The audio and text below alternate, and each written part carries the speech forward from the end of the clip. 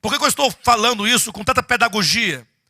Para que os irmãos possam caminhar nessa linha que a Escritura nos revela. Querem ver uma coisa? 1 João, primeira epístola de João, capítulo 1, versículo 1. Olha o que vai acontecer aqui agora. Olha o que vai acontecer aqui agora. 1 João, capítulo 1, versículo 1 em diante, diz assim. Olhe na sua Bíblia. O que era desde o princípio. O que era desde o princípio? O que era desde o princípio? Quando você lê assim, olha, o que era desde o princípio. Ou você pode tirar esse "o" para ficar melhor de entender, coloca assim, aquele que era desde o princípio. A quem o apóstolo João aqui se refere? Basta você se lembrar do seu evangelho. Capítulo 1, versículo 1, que ele diz, no princípio era o verbo. Aquele que era desde o princípio. Então ele está se referindo ao verbo. Aquele que era desde o princípio. O que temos ouvido, o que temos visto com os nossos próprios olhos, o que contemplamos e as nossas mãos apalparam com respeito ao verbo da vida. E aqui está a autoridade apostólica. João não está dizendo assim, olha, eu dormi essa noite, comi uma rabada, e estava, ou um chambaril, ou uma feijoada, e aí eu sonhei. Não, para de bobagem. Não é, porque eu desmaiei, aí eu acho que eu fui arrebatado e eu vi um corguinho, que era o rio da vida. Não, nada disso. Olha o que ele diz. Olha onde está a autoridade apostólica. O que era desde o princípio. Aí ele começa. O que temos ouvido. Ele ouviu? O que temos visto com os olhos alheios. Ou melhor, o que temos visto com os nossos próprios olhos. O que contemplamos e as nossas mãos apalparam com respeito a quem? Ao verbo da vida. Em que consiste a autoridade do apóstolo? Eu e os demais apóstolos vimos com os nossos próprios olhos. Em outras palavras, eu vi o verbo encarnado, andei com ele, estive com ele antes da sua morte, estive com ele na sua morte, e depois na ressurreição eu estive com o Cristo ressuscitado. Eu estive lá. Ele tem autoridade para falar, não tem não? E não somente nós vimos, mas nós contemplamos. Não foi um olhar rápido. Não foi como Isaías que viu uma visão. Não. Nós comemos com ele. Nós comemos com ele. Maravilha. Versículo 2 ainda diz, e a vida se manifestou, e nós a temos visto, e dela damos testemunho. Em que consiste, queridos, eu pergunto à igreja toda, a autoridade apostólica? Em que consiste? No fato de os apóstolos terem estado com ele. Atenção, ninguém jamais viu a Deus, mas o Filho que se encarnou esteve com ele. O Filho podia dizer, eu vi o Pai, toquei no Pai, contemplei o Pai. Não poderia dizer? E agora os apóstolos dizem, consequentemente, e eu estive com esse que esteve com ele. Vai formando um cordão, vai formando um fio de condução da verdade. Então nós estivemos com ele, nós vimos, nós contemplamos, nós tocamos, nós não somente nos esbarramos, mas nós apalpamos o verbo da vida. E ele é a vida que se manifestou e nós a vimos e dela damos testemunho. Até aí, o fio se constrói até os apóstolos. E o que ele diz então em seguida? E vô-la anunciamos. Em outras palavras, nós agora vamos anunciar para vocês aquilo que nós vimos, aquilo que vocês não viram. Nós vamos anunciar aquilo que nós, apóstolos, contemplamos. Vamos anunciar a vocês que não contemplaram. Perfeito, queridos? Nós que comemos com ele, estivemos com ele, vocês não tiveram. Nós somos suas testemunhas. Vocês receberão o nosso testemunho e crerão na nossa palavra. Ele diz: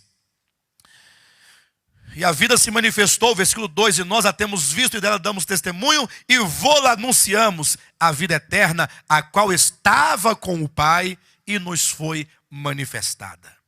Aí ele continua dizendo no versículo 3, o que temos visto e ouvido, anunciamos também a vós outros,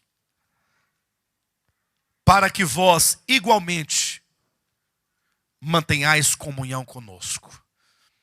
Olhem para mim por um momento. Você que ouve essa mensagem essa manhã, você mantém comunhão com os apóstolos? Como assim, pastor? Não estou entendendo. Como é que eu vou manter comunhão se eles já morreram? Ele está dizendo, nós apóstolos que estivemos com ele, anunciamos a vocês para que vocês tenham comunhão conosco. Ter comunhão com os apóstolos significa que você desfruta e que você crê e que você confessa aquilo que os apóstolos disseram. Não aquilo que eles não disseram. Cuidado, porque o falar cristão evangélico está longe de falar o que os apóstolos disseram. Não é porque o pastor amigo é apóstolo. O meu pastor é apóstolo também. Ele pode até ser o seu apóstolo, mas não apóstolo de Jesus Cristo. Porque para ser apóstolo de Jesus Cristo, tem que ser testemunha dele. No sentido de poder falar como João, eu vi, eu contemplei, eu apalpei o verbo da vida. Então, os cristãos, infelizmente, eles não têm comunhão com os apóstolos da Escritura. Talvez tenham comunhão com os seus próprios apóstolos, com suas próprias denominações, com seus próprios currais, ou com seus próprios chiqueirinhos. E não é nenhuma ofensa, não. Esse é um termo que Jesus usa em João capítulo 10 para se referir a todo tipo de cercadinho onde as pessoas são confinadas e ali são aprisionadas num sistema legalista, num sistema de maldição, num sistema que impede as pessoas de irem a Cristo. Jesus disse que as ovelhas estavam, aí ele usa uma palavra bem bonita, né? No aprisco das ovelhas. Mas aprisco é curral. Entenderam? Então não há nenhuma ofensa nisso. Vocês têm comunhão com os apóstolos? Ah, pastor, mas então eu quero ter comunhão. Como é que eu faço? Então nós temos que ouvir os apóstolos falarem. E aí você tem que confessar o que eles confessaram e crer no que eles creram. Porque eles são as testemunhas imediatas. E aí olha o que diz então, no versículo 5. Ora, aí começa a mensagem, né? A pregação começa aqui, ó. Ora, a mensagem que da parte dele temos ouvido e anunciamos é esta. 2 pontos. Aí ele vai dizer agora qual é a mensagem. A Bíblia é muito simples, queridos. Se nós lermos com simplicidade, não tem dificuldade alguma. Mas se ler com preconceito, ou se você já lê com toda uma carga de conhecimento herdado, de cultural e religioso, aí você não vai entender. Mas João está dizendo, olha, eu agora vou dizer a vocês qual é a mensagem que ele, ou da parte dele, nós recebemos. Ele diz, ora, a mensagem que da parte dele temos ouvido, anunciamos é esta. 2 pontos. Que construamos templos, cobremos o dízimo, ameacemos o povo, façamos campanha e tiremos deles o último centavo sob a ameaça de terem suas almas queimadas no fogo do inferno.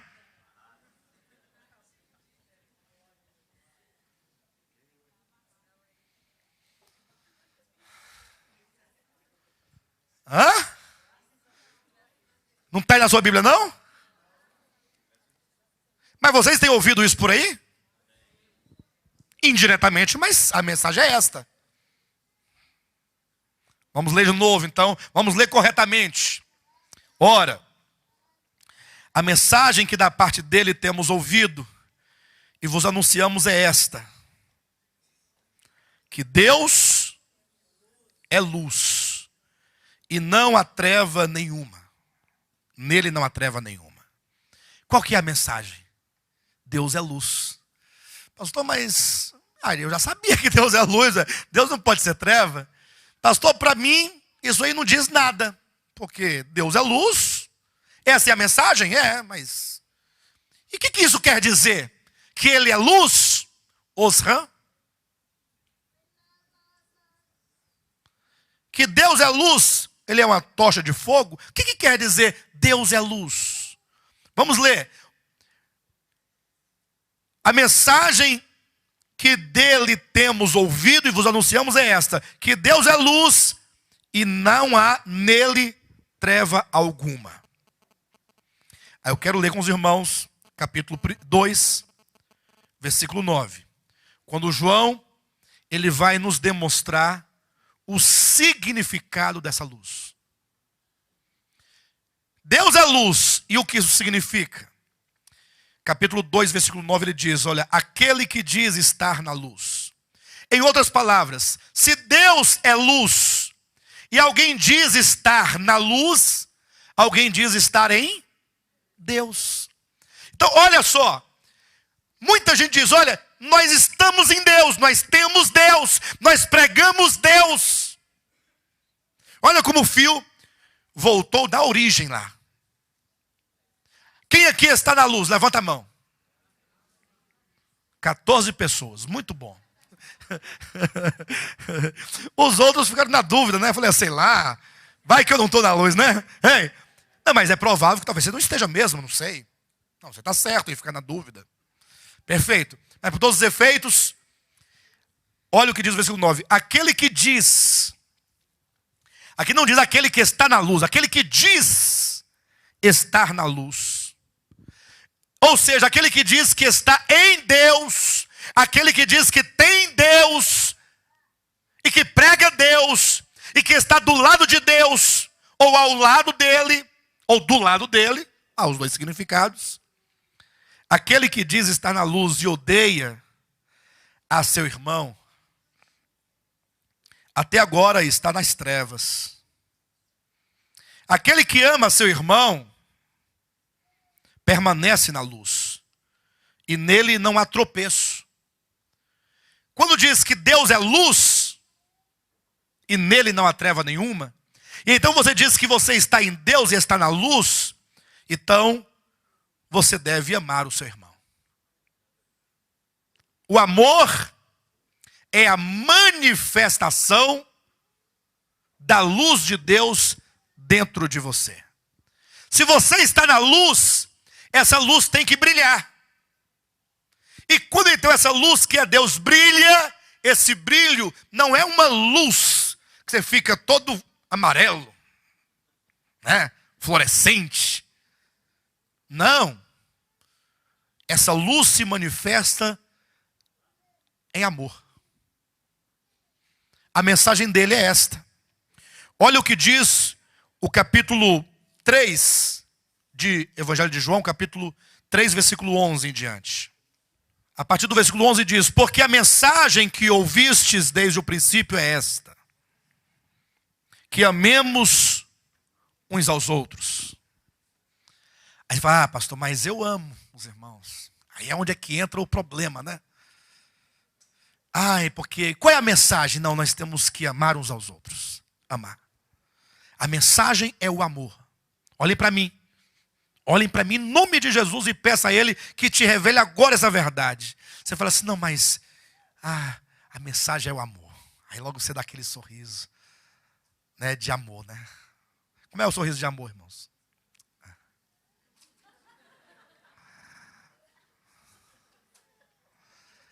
É para dizer que ama, né? Aquele sorriso de piedade. Já viu aquele pessoal piedoso que eles ficam assim, te olhando? Porque assim, não para que você pense que ele ama. Aí o amor passa a ser uma forma de piedade, uma forma de piedade. Já ouviram falar de forma de piedade? Uma coisa é a piedade. Outra coisa, como o apóstolo Paulo diz em 2 Timóteo capítulo 3, versículo 5, tendo forma de piedade, tendo a aparência. É por isso que quando a pessoa ela quer se mostrar muito crente, ela veste aquelas rouponas compridas, aqueles cabelão comprido, aí fica aquela cara de fome que está jejuando pelas pessoas, homem de oração, mulher de oração, entendeu? Aquela aparência. Mas logo alguém diz, não pastor, mas eu amo. Eu amo. Não estou aqui exigindo que ninguém ame ninguém. Até porque o amor não pode ser um mandamento. Ah, pastor, você foi longe. Porque a Bíblia fala, novo mandamento vos dou, que vos ameis uns aos outros. É porque esses mandamentos, eles são como que uns indicativos, uns marcos, que Deus aponta o que é que Ele espera de nós. Mas o amor, ele só poderá ser prático e verdadeiro se você estiver na luz, porque Deus é amor. 1 João capítulo 3, versículo 8 diz que Deus é amor. Então você não pode dar o que você não tem. Só pode dar Deus, se você tiver Deus. E portanto, olha o que diz o texto no versículo 11. Ou melhor, versículo 11. A mensagem que ouviste desde o princípio é esta, que nos amemos uns aos outros. Ah não, mas eu amo. Aí ele vai corrigir. Não segundo Caim. Ou seja, Caim também dizia que amava Abel. E Abel, vem cá, meu irmão. Meu irmão, vamos ali comigo. Ali no mato. Ô Abel, vamos ali comigo. Naquela moita. Que eu tenho um presentinho para te dar. Era a paulada na cabeça que ele ia dar do irmão dele. Ou seja, quando diz não segundo Caim, você deve amar não semelhantemente a Caim. Caim dizia amar, lógico, é irmão, é sangue. Só que qual foi o resultado? Na primeira oportunidade, Caim era aquele tipo de gente assim, olha, estava em casa, né? Aquela cabana que eles fizeram lá. Caim, Abel, Adão, Eva. Vamos fazer o culto matinal. Pega cada um a harpa cristã aí, sua Bíblia, o inário. E vamos lá cantar. Aí cantava 3 ou 4 hinos. Eles dividiam vozes desde o princípio. Né? Tenor, contralto, soprano, baixo. Aí lia a palavra, fazia as orações. E Caim estava lá. Agora não saia sem se despedir do seu irmão. Aí Caim ia lá, abraçava Abel. Abraçava. Para acabar o culto. Mas lá dentro, ele tinha reservas. Olhava assim para Abel. E pensava, esse cabra, um dia ele vai ver. Um dia que eu criar coragem, ele vai ver. É quando você olha assim para o outro e você se relaciona com as pessoas como quem ama. Mas lá no seu coração você tem sentimentos, ressentimentos, mágoas. De alguma coisa que marcou a sua vida no passado. E aquilo nunca foi esquecido. Você está esperando uma hora, sabe? Para você pagar com a mesma moeda, se não pior. E nós todos temos disso. Em maior ou menor escala, todos nós temos esses tipos de problemas. Talvez você seja uma pessoa profundamente magoada com alguém que você nunca conseguiu perdoar, nunca conseguiu amar aquela pessoa, porque um dia ela bateu no seu filho, ela te pegou um dinheiro emprestado e não te pagou, ou então ela te humilhou na frente de todo mundo e você não pode perdoar isso, e você então é como Caim. Você está lá, a pessoa está no meio, você fica lá, né? Paz, irmão, tudo bem, a paz, mas lá no fundo tem aquela mágoa, tem aquela reserva. Não, não tenho mágoa não, mas tem reserva. Reservado. Né?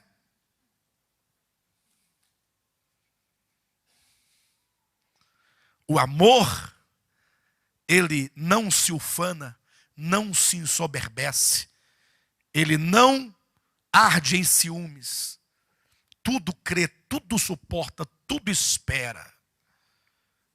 O amor se dá, o amor se entrega pelo outro, ele morre pelo outro.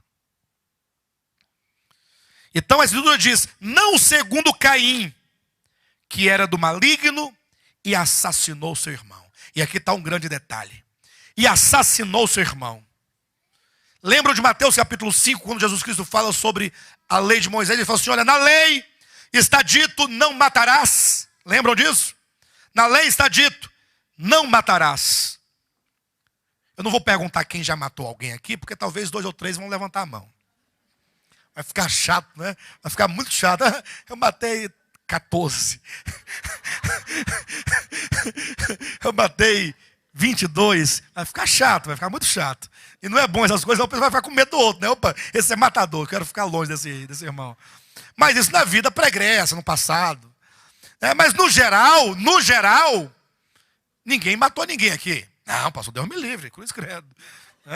Ave Maria. No geral, não. No geral, que matar uma pessoa é uma coisa muito séria. Não é sério? Matar uma pessoa é uma coisa muito séria. Talvez você fale, não, pastor, eu sou incapaz de matar alguém. Eu acho que, assim, dentro da minha sobriedade, da minha sanidade mental, eu sou incapaz de matar uma pessoa. Mas quando o pecado me tomar também, eu mato 500. Não, mas não me condene, não. Não falando de mim, falando do ser humano. O ser humano. O pecador, o pecado. Bem, mas no geral, digamos aqui que ninguém matou ninguém. No geral, ninguém matou ninguém. No geral. Não, Deus me livre, pastor. Matar uma pessoa, isso é coisa muito séria, matar uma pessoa. Mas Jesus, no Evangelho, continua a dizer, eu, porém, vos digo, essa é a mensagem da parte do Pai. O Pai mandou me dizer algo a vocês. O Pai mandou eu dizer que Moisés disse que aquele que matar, estaria sujeito lá tal. Agora, eu, porém, trago do Pai a seguinte mensagem. Que o matar pode acontecer em 3 estágios diferentes. Eu não digo matar como quem pega uma faca ou um revólver e mata o outro. Mas a pessoa já matou o outro. Quando? Primeiro, quando ela fica irada contra o outro. Pastor, então já matei muita gente. Calma. A mesma Escritura diz, não deixe o sol se pôr sobre a sua ira. Irado você vai ficar eventualmente. Tal, pegou, né? Mas você não vai, você é um cristão, você é um servo de Deus, você recebeu a palavra de Deus. Não deixe o sol se pôr, sem você procurar aquela pessoa e falar, me perdoa. Me perdoa. Não deixe o sol se pôr sobre a sua ira. Sabe por quê? Porque quando o sol se põe e você dorme, no dia seguinte, as coisas parecem que foram resolvidas. Não é assim? Não, tá tudo bem, né? Tá tudo certo. Mas aí, a mágoa já lançou raízes. Quando você pensa que a coisa está resolvida, sem que você tenha de fato tratado, ela não está resolvida. Então não deixe o sol se pôr sobre a sua ira. Porque você pode irar-se, e aí você pode partir para o segundo nível de matar o outro. É quando você então começa a falar palavras contra aquela pessoa. Você se ira, e então agora você profere palavras contra aquela pessoa. Aí você xinga, né, seu filho não sei de quê. Aí não tem nome que dê, é muito nome. É filho disso, filho daquilo, né, e tal, e xinga. Ninguém nem te conhece. Mas você não é aquele irmão da igreja? Não, sou mais não. Se for para ser assim, não dá. Eu vou, agora é hora de xingar. Tem que xingar, e xinga, humilha, joga na cara coisas do passado, lá de séculos atrás. Até a comida que deu aqui. Um dia você almoçou na minha casa. Quem foi que falou, nossa? Não, mas eu vou nossa porque eu acho um absurdo, né, mas o pior que tem. Não tem não, pessoal? Aquele dia você foi lá e comeu foi muito. Hein? Não bastou comer na minha casa, comeu tudo. E você estava olhando então? Aí xinga e vai, e fala, tal. Aí depois que você jogou tudo fora, isso é Jesus explicando em Mateus capítulo 5, hein? O que significa da nova aliança matar o seu irmão. E é agora o golpe de fatal. Agora é o golpe de morte. Você agora despreza. O que é desprezar? É você matar a pessoa estando ela viva. Não sei se vocês sabem de uma prática muito antiga. Quando alguém cometia um crime, essa pessoa se tornava um foragido, fugia. Ninguém sabia onde ela estava. Então, o governo daquele lugar, ali, né, chamava os cidadãos da cidade, da região, e julgava a pessoa foragida. Aí, mas a pessoa não está presente, ela julgava. Como se estivesse. Colocava um boneco, fica aí, como se fosse ela. Aí julgava e condenava. Condenava a morte. Aí eles iam lá e matavam, enforcavam aquele boneco. E agora? Não, agora está morto. Pronto. Está morto, morreu. Não, mas ele está vivo, foragido. Não, ele está morto. Ele está morto. Ele não existe mais. É um desprezo total. O que significaria? Que qualquer um que encontrasse e matasse ele, não tinha problema nenhum, porque ele não existe. Está morto. Então, matava a pessoa viva. E essa é a pior morte. Quando você mata a pessoa estando ela viva. E você finge que não vê, finge que não existe. É o desprezo total.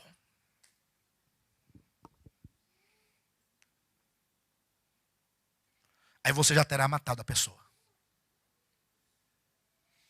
Bem, continuando aqui.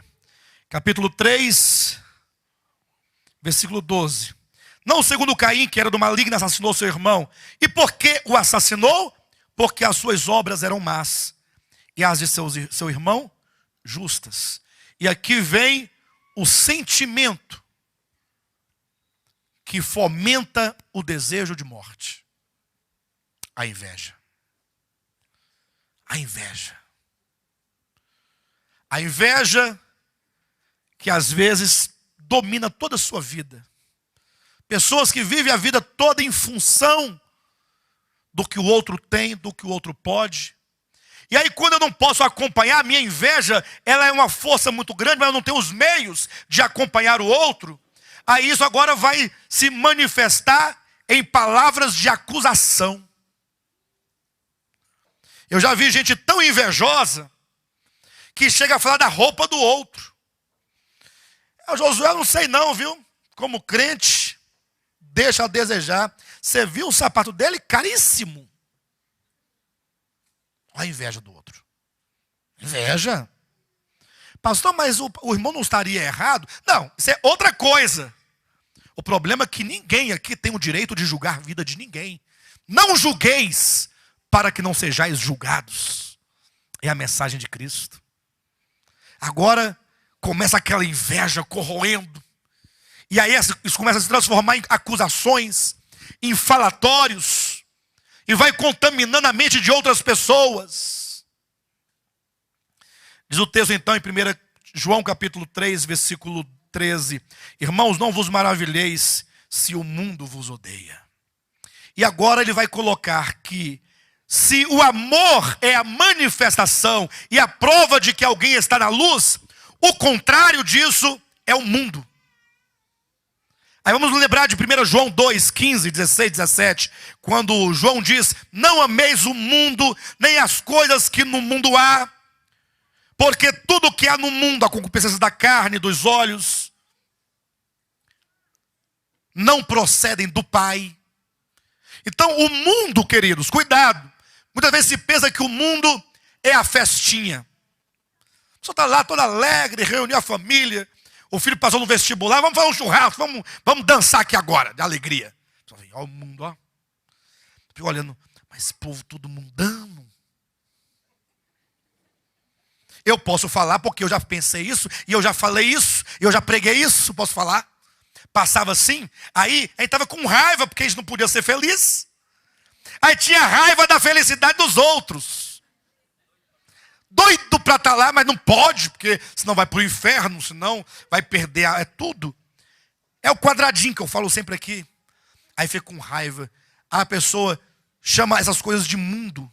Mas mundo é um espírito maligno de morte, de inveja, de perversidade que se levanta contra Deus e que se manifesta contra o homem, contra o próximo.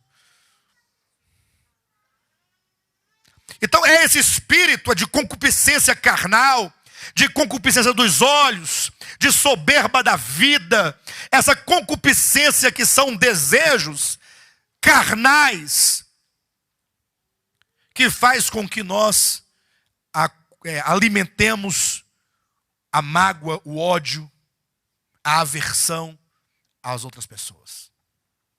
Então o texto continua dizendo, versículo 14, nós sabemos que já passamos da morte para a vida, porque amamos os irmãos.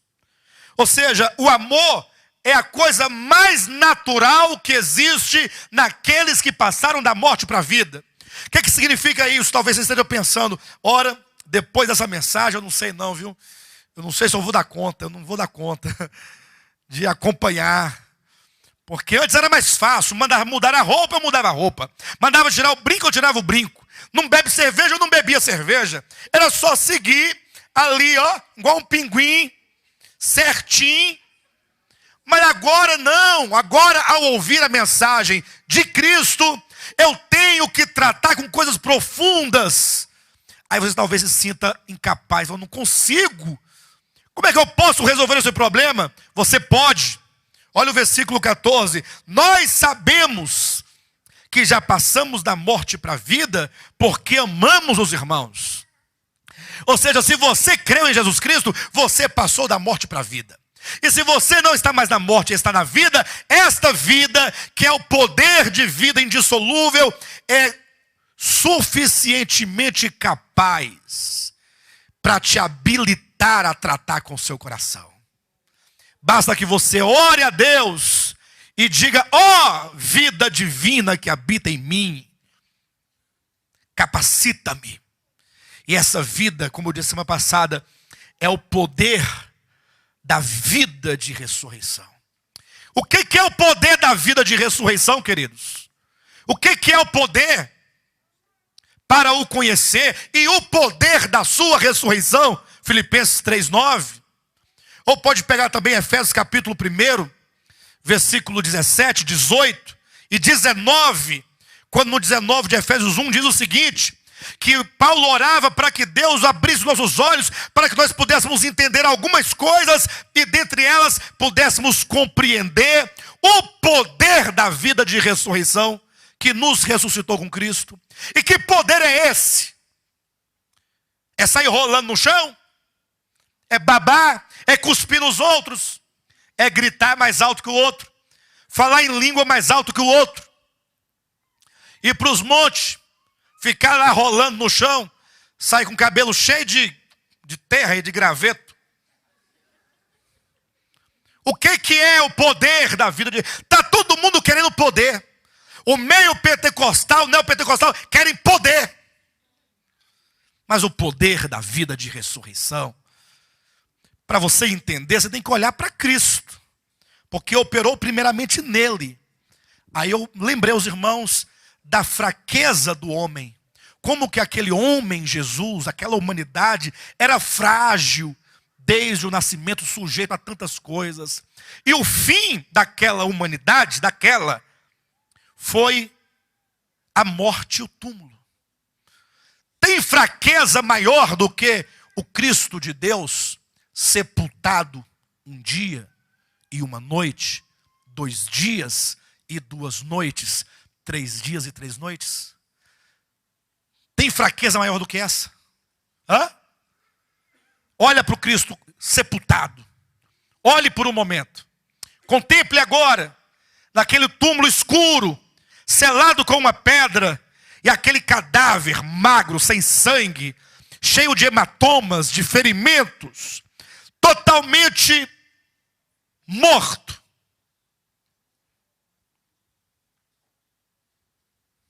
Tem jeito? Tem jeito? Hã? Aí entra o poder de ressurreição. O que é o poder de ressurreição? O que é a ressurreição? Ora, a ressurreição é a própria vida.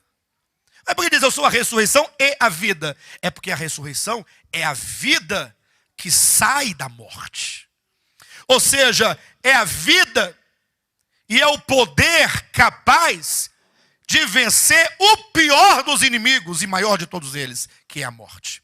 Não tem nada pior e nada maior do que a morte. Nem o diabo é maior e pior do que a morte. A morte é o maior e último inimigo. O próprio maligno será vencido pela morte. E por fim, Deus dará fim à morte. A morte será o último inimigo a ser vencido. Então, de todos os males das trevas, o pior é a morte. Nada maior e nada mais forte. A mágoa que você tem é mais forte do que a morte? Hã? Não é? Não é? Aí você vai, mas eu sou incapaz. Não. Se você passou da morte para a vida, você tem um poder da vida de ressurreição. E esse poder que operou no corpo de Jesus Cristo, que foi permeando aquele corpo, e foi saturando-o de vida, e foi então penetrando todas as regiões daquele corpo, e foi enchendo de vida, de vigor, de força, de poder. E aí se levantou agora aquele corpo ressuscitado, cheio de poder, cheio de vida.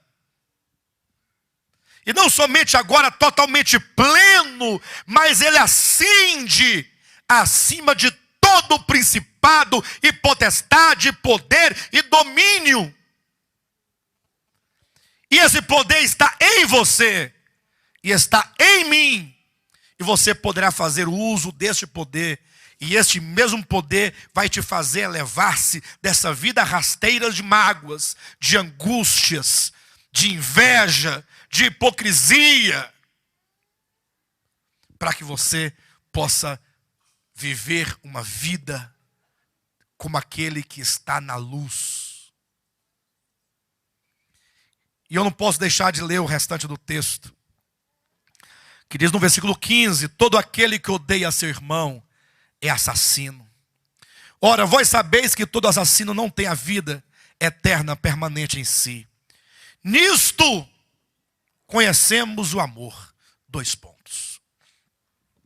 Porque vai dar, pastor, mas eu amo, pastor. Você não sabe, você está dizendo que não ama, mas eu amo. Para, o amor é conhecido.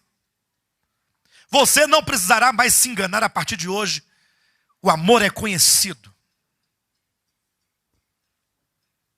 Como é que você conhece o amor? Nisto conhecemos o amor. 2 pontos.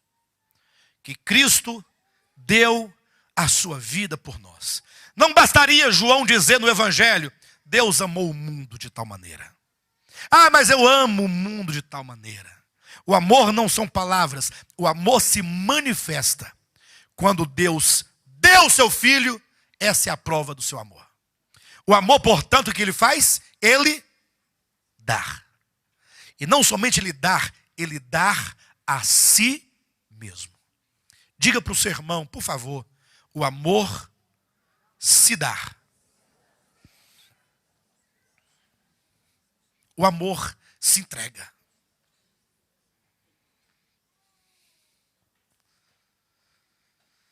Ah, mas eu me entrego, pastor, eu me entrego. Eu me dou, sou dado. Mas olha como o texto vai apertando a situação.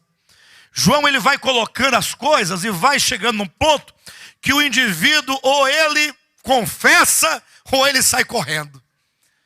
Que chega uma hora que não tem mais jeito. Ele diz no versículo 16, parte B: e devemos dar nossa vida pelos irmãos.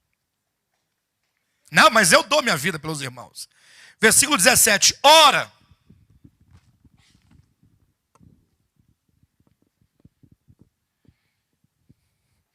aquele que possuir recursos deste mundo. Eu pergunto, quem aqui possui recursos deste mundo? Quem possui? 5 pessoas. Eu não olhei para cá, desculpe, me perdoe, são 8 agora. Quantos aqui possuem recursos deste mundo? Recursos deste mundo quer dizer que não são recursos do céu. Quais são os recursos do céu? A oração é um recurso do céu, não é? O jejum seria um recurso do céu. A fé. Então ele não está falando que você chega lá, irmão, vou orar por você. Não, esse é recurso do céu. Ele está falando, quem possui recurso deste mundo? O que é recurso deste mundo? Não, bens não. Não. Bens não. É dinheiro. Não. Quando eu falo bens materiais, eu falo, não, mas nem casa eu tenho. Estou falando de dinheiro no bolso. Dinheiro. Recurso deste mundo, com os quais você pode comprar algo. É um recurso material. Perfeito? Gente, essa mensagem eu sei que ela é antiquada para o mundo. É antiquada. Vamos falar, você é louco, cara. Você tá louco? Que história é essa? Vai trabalhar, vagabundo. Mas a mensagem de Cristo, ela é adequada para todos os homens em todos os tempos, e o mundo encontra-se do modo como está, exatamente por causa disso, porque não pode admitir a mensagem de Cristo. Se alguém, aquele que possui recursos deste mundo, e vir a seu irmão padecer necessidade, e fechar-lhe o coração, como pode permanecer nele o amor de Deus? Compartilhar. Pastor, mas eu compartilho. Eu pergunto, mas você compartilharia recursos materiais com alguém que, passando necessidade, seja um inimigo declarado seu? Alguém que diz na sua cara, eu te odeio, seu fedido. Seu fedido. O que foi? É porque é uma maneira bonita de xingar o outro. Você não fala palavrão, você fala seu fedido.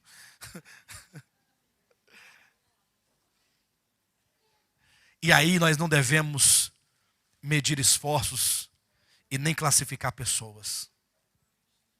Compartilhar, compartilhar, compartilhar. Aí eu me recordo do apóstolo Paulo, quando escreveu aos Gálatas, ele falou assim, olha, eu recebi o evangelho, não foi de homens, foi de Deus e tal e tal. E aí um dia eu fui a Jerusalém, aí ele chegou lá, os apóstolos nada me acrescentaram. Ou seja, eles não tinham nada para falar que pudesse melhorar meu evangelho, porque o evangelho meu é completo. Bem, para não dizer que eles não disseram nada, apenas me deram, não um acréscimo ao evangelho, mas apenas me deram um lembrete.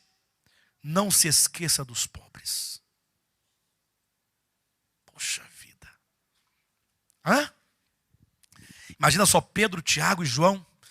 Paulo, só um detalhezinho. Beleza? Não, tranquilo. Só não se esqueça dos pobres. O que os irmãos acham disso?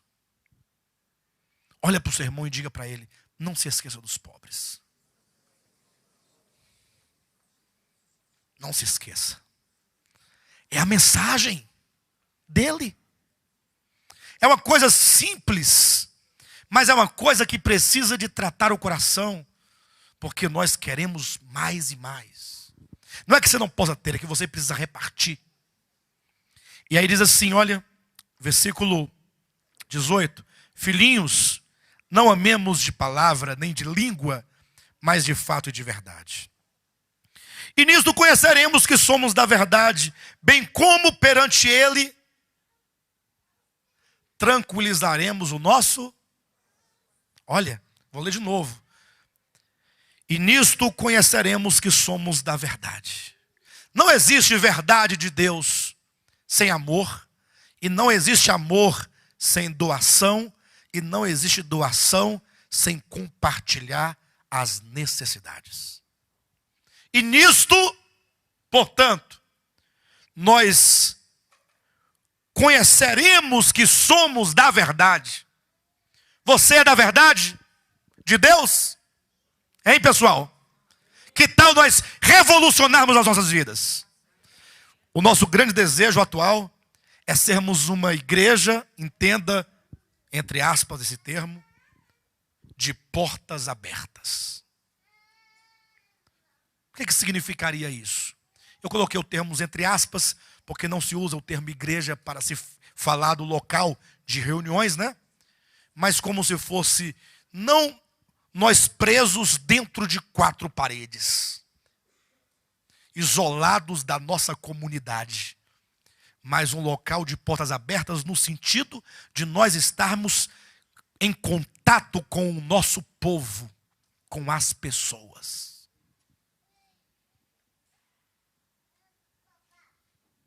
E ajudar na medida daquilo que nós podemos ajudar.